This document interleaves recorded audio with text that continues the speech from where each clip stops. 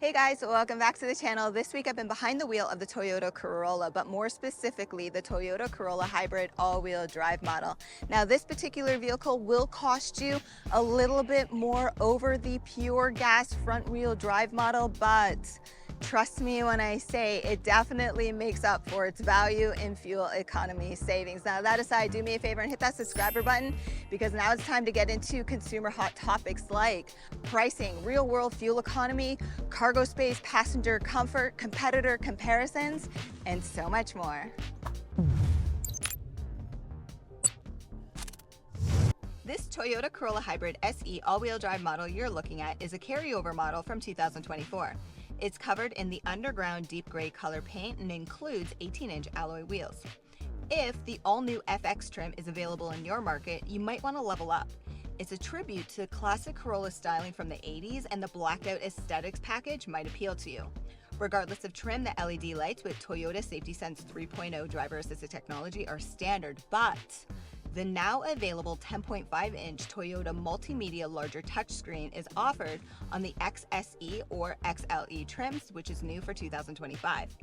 MSRP pricing for my preferred Hybrid SE all-wheel drive model begins at just over $33,500 Canadian, and MSRP pricing in the US for my same preferred Hybrid SE all-wheel drive model begins at just over $29,100 before additional options or taxes are applied. Pricing aside, your 2025 Toyota Corolla Hybrid all-wheel drive model will come equipped with a 1.8-liter four-cylinder with an electronically supported CVT transmission. This is producing, wait for it, no, seriously, wait for it, 138 horsepower, and believe it or not, it has sport mode, and this is exactly how it's going to look and sound off the line from the driver's point of view when in sport mode.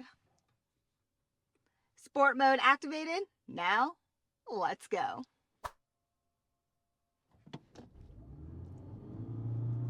Hey, you know what? With a little bit of that EV support, it's not terrible. I mean, it's not as bad as I thought it was going to be. So clearly the Toyota Corolla Hybrid all-wheel drive model was not a manufacturer to break any land speed records with its whopping 138 horsepower. But here's a fast fact for you. If you do want to have more fun, well then have a closer look at the GR Corolla. That vehicle is producing 300 horsepower and has a much lighter and better power to weight ratio. So now you know. Amazing. Now that aside, when it did come to my fuel economy this week in the Toyota Corolla Hybrid all-wheel drive model, I was able to average 4.9 liters per 100 kilometers or 48 miles per gallon, which is better than what Toyota estimates, keeping in mind that's combining urban driving, sitting in traffic, and cruising on the highway, and my vehicle is empty. If you want to achieve a really good fuel economy, then I recommend the following. Activate eco mode and just leave it in eco mode. Then when you're cruising on the highway, take advantage of your adaptive cruise control, which is standard through the Toyota Safety Sense 3.0 system. And when you're traveling between stop signs and stop lights, then activate B mode, which is really brake mode, but it really is like braking regeneration, and this will all help you to achieve better fuel economy. But when you are cruising on the highway, make sure you put it back in D mode for obviously drive. Your Toyota Corolla will offer a payload capacity of 860 pounds, and that weight includes what you can carry on top and inside with passengers and cargo. If you need to install roof racks, well then definitely ask your Toyota specialist about it. It will cost you a couple $100 if you decide to go through the dealership, but also ask to see if that includes installation. Now when it comes to overall cargo space, the Toyota Corolla Hybrid offers 371 liters or 13.1 cubic feet of space with the rear seats up. Two worthy competitors to consider, in my opinion, would be the Mazda 3 or Honda Civic. If you look down in the description, I'll provide side-by-side cargo size comparisons.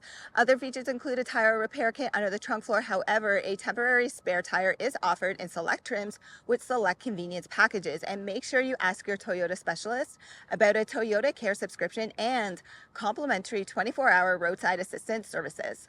So the Corolla sedan wouldn't be my first choice vehicle for you if you have a taller family. then I would recommend the Toyota Corolla Cross, because as you can see, it's a smaller vehicle. But if you do have a younger family, then I mean, everybody's going to fit fine. And to provide you with a visual point of reference, I'm 5'3.5" technically.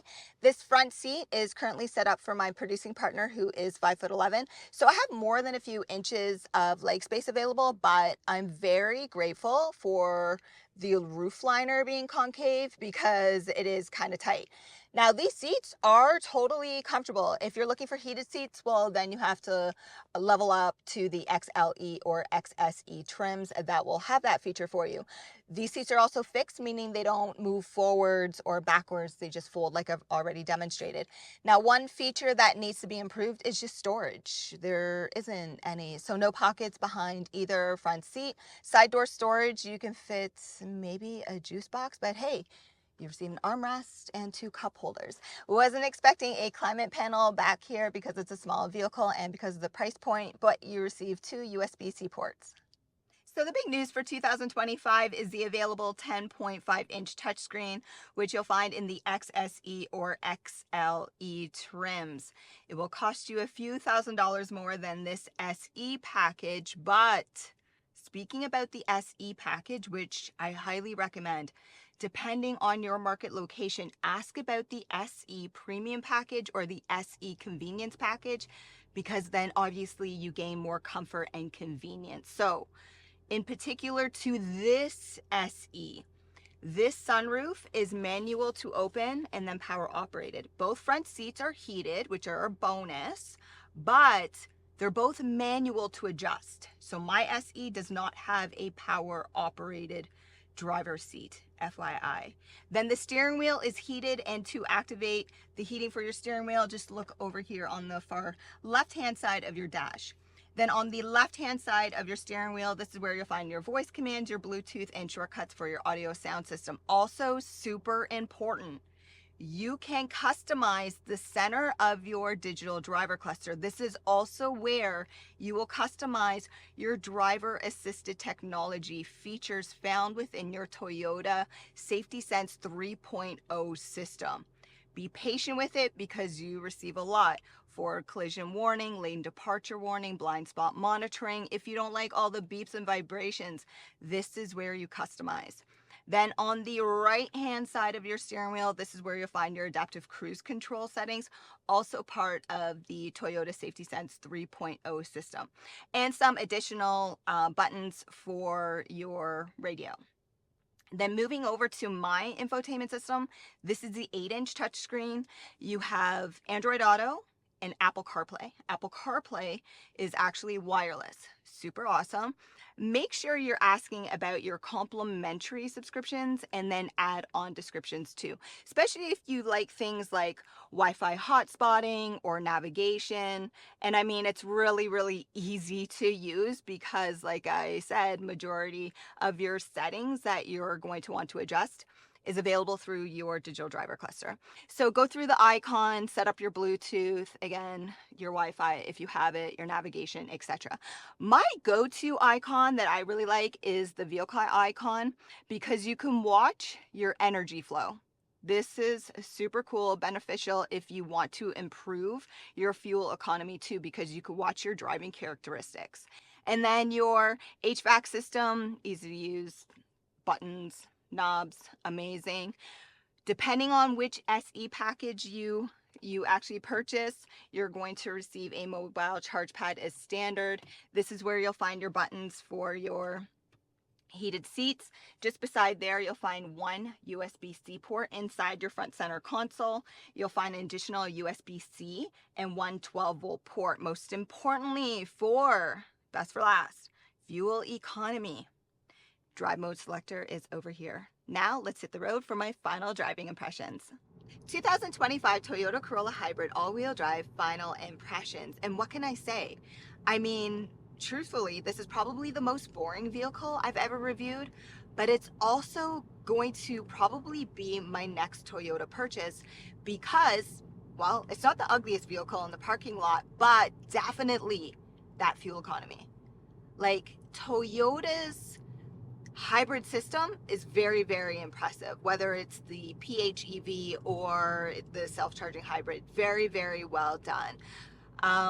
When it comes to this particular vehicle, I also like the drive. It's incredibly well balanced with that all-wheel drive system.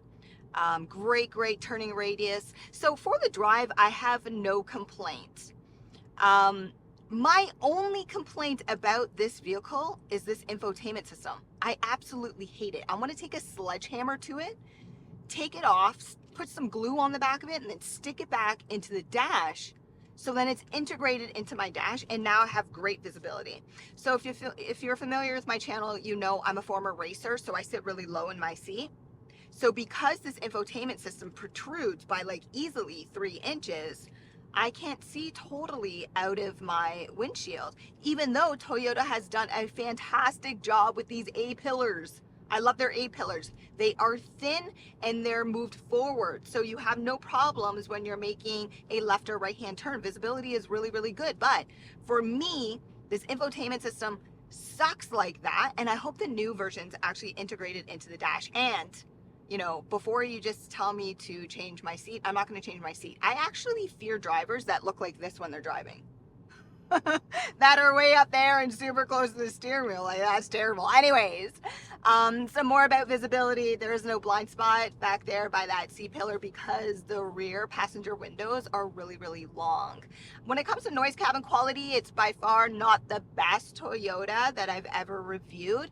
I mean, it's not terrible. I think it's, you know, it's just pretty much average, but overall comfort, really good, easy drive, and again, that fuel economy. And guys, take my suggestions and my recommendations serious. You have to achieve great fuel economy in this car, and the way you do it is by using the tools available to you. Now, if you're looking for more information, don't forget to look down in the description below. I try to make your purchasing experience easier for you, and while you're down there, consider subscribing. Thanks for watching.